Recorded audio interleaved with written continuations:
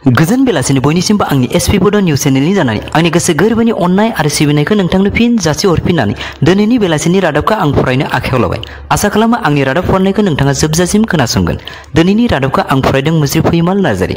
थांनाय 30 सेप्तेम्बराव खालामनाय अल बिटिआर टेट qualified एसोसिएशनआ BTR सरकारखौ थाबैनो फोरोंगिरिनि थिसनथाइ होनांगौनि दाबि खालामनानै क'क्राझार सोहोरनि गोजौसिन गेजेरारि आरो थांखि गोबां फरायसालिनि गेलेग्रा फोथाराव मोनसे खुद्रिसारनाय सोमावसारनाय हाबाफारि लायो। बे हाबाफारियाव बाहागो लानानै अल बिटिआर टेट क्वालिफाइड एसोसिएशननि मानगोनां दैदेनगिरि बिटिआरनि सीएम प्रमद बर' आरो एबसुनि आफादगिरि मानगोनां दिपेन बर' बिथांमोनखौ माखासे सोमोनांथाव सोंलु दैखाङो।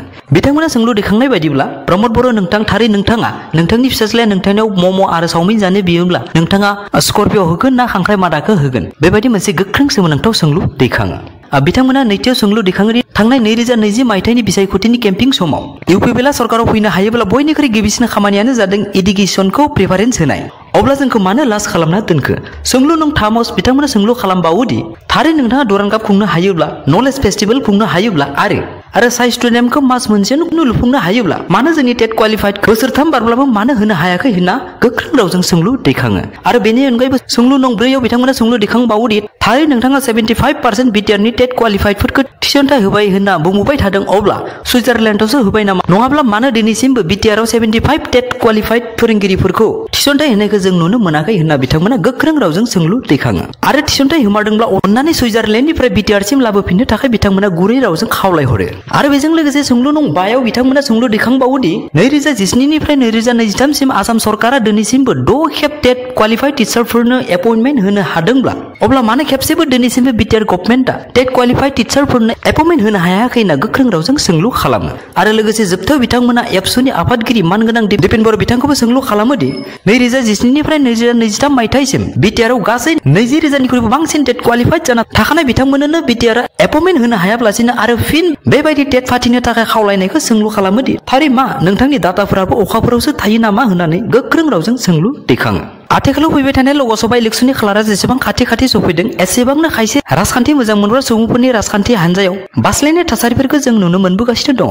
मैया 14 नं चिरां दुवार थाइकाजार भिसिडिसिनि सारियालि बाजारनि खाथियाव थानाय गेलेग्रा फोथाराव बिपिएफनि मोनसे गाजा गोमजा जयनिं सेरेमनि जानानै थाङो। बेवहाय बारग' डेपुटि चिफ खाम्फा बरगयारि बिथाङा गुबुन राजखान्थि हान्जानिफ्राय फैनाय 87 सा बिपिएफ राजखान्थि हान्जाखौ मोजां मोननानै बेवहाय बारग' डेपुटि चिफ खाम्फा बरगयारि बिथाङा गुबुन राजखान्थि हान्जानिफ्राय फैनाय 86 सा बिपिएफ राजखान्थि हान्जाखौ मोजां मोननानै हाबफैनाय बिथांमोनखौ दुंब्रुद गोसोजों बिपिएफनि फालिजों बरायना लानायखौ जों समाजारि बिजोंनि गेजेरजों नुनो मोनो। आरो बेवहाय बाहागो लानानै बिथाङा खौरांगिरिफोरनि सिगाङाव बुङोदि अदालगुरिनिफ्राय हमनानै बाक्सा, चिरां, क'क्राझार जेरावबो बिपिएफनि राजखान्थि हान्जानि लोब गुबुन राजखान्थि हान्जानिफ्राय आखाइ हमफैनाया जेराव रायजो राजाफोरनो न'खर साख्रि होगोन बुंनायखौ दिनै 3 बोसोर बारलांब्लाबो नाथाय दिनैसिमबो सासेबो साख्रि होनो हायैनि थाखाय आरो बिटिसि एकर्डनि गेजेरजों भारत सरकारनिफ्राय मोनबोनो हानाय 6 सिडिउलनि स्पिरिट बायदियै 40टा डिपार्टमेन्टनि 12टा मेजर डिपार्टमेन्ट जेरै education, sport, agriculture, water resource, forest land बेफोरबायदि गाहाय गासै 12टा डिपार्टमेन्टफोरखौ उल्था आसामनो हरफिननानै आथिखालाव बिटिसिनि चिफ इएम बिथांमोनखौ पावारलेस खालामनानै डिसिनि गोहोजोंसो बिटिसिखौ सालायफिनबावनायनि थाखाय आरो बिथांमोननि बिटिसिखौ सेटेलाइट खालामनायनि गेजेरजों 60टा समष्टिखौ बारायहोनानै एसटिफोरनि रिजार्भेसन सिटखौ खमायबोनाय थांखिफोरखौ मावबोगासिनो थानायफोरखौ गासैबो रायजो राजाफ्रा हमजोबनो हानानै इउपिपिएलनो भट होआब्लासिनो बिपिएफखौसो भट होनानै देरहासार खालामनो लोब आखाइ हमफैगासिनो दं होननानै बिथाङा गोख्रों रावजों खौरां बिजोंनि गेजेरजों रोखा खालामनानै होयो।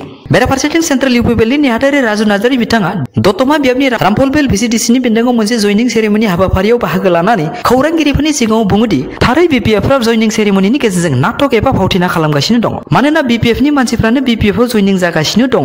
खालि सानैसोल' बिपिएफनिफ्राय बिजेपिआव थांनायफोरखौ रां रुफानि लब दिन्थिनानै दाबि धुमखि होनानै फिन बिपिएफआव जयन खालामफिनदों होनना बिथाङा गोख्रों अजद दैखाङो। लोगोसे बिथाङा गोख्रों रावजों बुङो जे थारै बिथांमोना बेबायदि बिजेपिफोरनिफ्राय गावसोरनो जयनिं लाबाय थानायखौ बन्द खालामाब्ला गोख्रैनो सानैसो बिपिएफनि एमएलएफ्रा जाय आसाम सरकारनिफ्राय स्किमनि मुङाव रां लाबोबाय थादों बेखौ गोख्रै बन्द खालामगोन होनना रोखा रावजों बुंथियो। आरो बिथाङा चेलेन्ज खालामोदि बिपिएफ राजखान्थि हान्जाया थांनाय 17 बोसोराव गावसोरनि बिटिसिनिफ्राय स्किम खालामनानै मावलांनाय मोनसेल' स्किमनि मुंखौ बुंनो हायोब्ला 5,000 रां अफार होनाया दिनैसिमबो सोलिगासिनो दं होनना बिथाङा रोखा खालामना होफिनो। आरो सम गैयिनि थाखाय मोनफ्रोमबो ब्लगाव खमैबो बिपिएफनिफ्राय 1,000सो इउपिपिएलआव जयनिं खालामनो गोनां हाबाफारिफोरखौ मावफुंनो हायाखै। थारै मावफुङोब्ला बिपिएफआ प्राय जोबस्रांजोबसिगोन होननाबो बिथाङा बिथाङा रोखा खालामनानै होयो।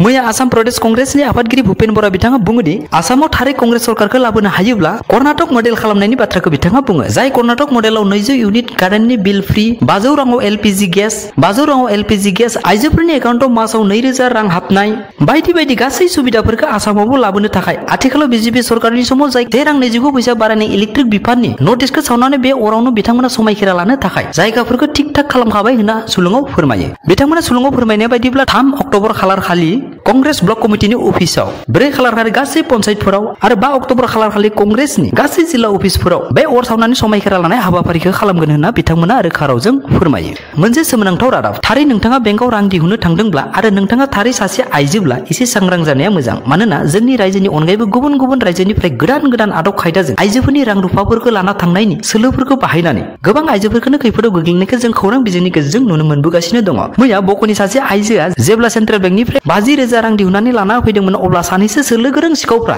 लामा ससेयावनो फैनानै हरखाब बायदेव नोंथांनि उनथिं जोबोद गाज्रि माबा नांदों होननानै इसे सुस्रानानै ला होननानैबो दै जासिनानै होफैयो आरो आइजोआ बिथांमोननि बुंनाय लेखा हाखु दाखु थांनानै गंसे साखाथियाव थानाय दखानाव गावनि बेगखौ दोनथ'नानै जेब्ला सुस्राहैनो नाजायो अब्ला बिथांनि 50,000 रांखौ लानानै खारखोमादोंमोन। नाथाय खाफाल मोजां सासे सबजि दखानिया बिथांमोननि बेबायदि सिखाव खावनायखौ नुनानै होख्राव होसि खालामनानै रायजोफोरजों हमनो हायो। सुलुङाव फोरमायनाय बायदिब्ला आइजोआ फिन गावनि 50,000 रांखौ मोनफिननो हायो। नाथाय मिनिथाव आरो सोमोनांथाव बाथ्रादि थारै आइजोनि उनथिं जेबो गाज्रि दागो नाङाखैमोन। बेजों लोगोसे आंनि दिनैनि बेलासिनि रादाबा एसेनोसै। थारै नोंथाङा आंनि रादाबखौ जोबजासिम अननानै खोनासंनायनि थाखाय आंनि गोसो गोरबोनि अननाय आरो सिबिनायखौ नोंथांनो फिन जासि हरफिननानै आंनि रादाबखौ थारै नोंथाङा दिनैसो खोनासंफ्लांदोंब्ला अननानै आंनि गोदानथार एसपि बड' निउस चेनेलखौ अननानै साबस्क्राइब, लाइक आरो शेयार खालामनो थाखाय आंनि गोसो गोरबोनिफ्राय गुरै खावलायहरनाय थाबाय। एसेनोसै, गोजोन्थों।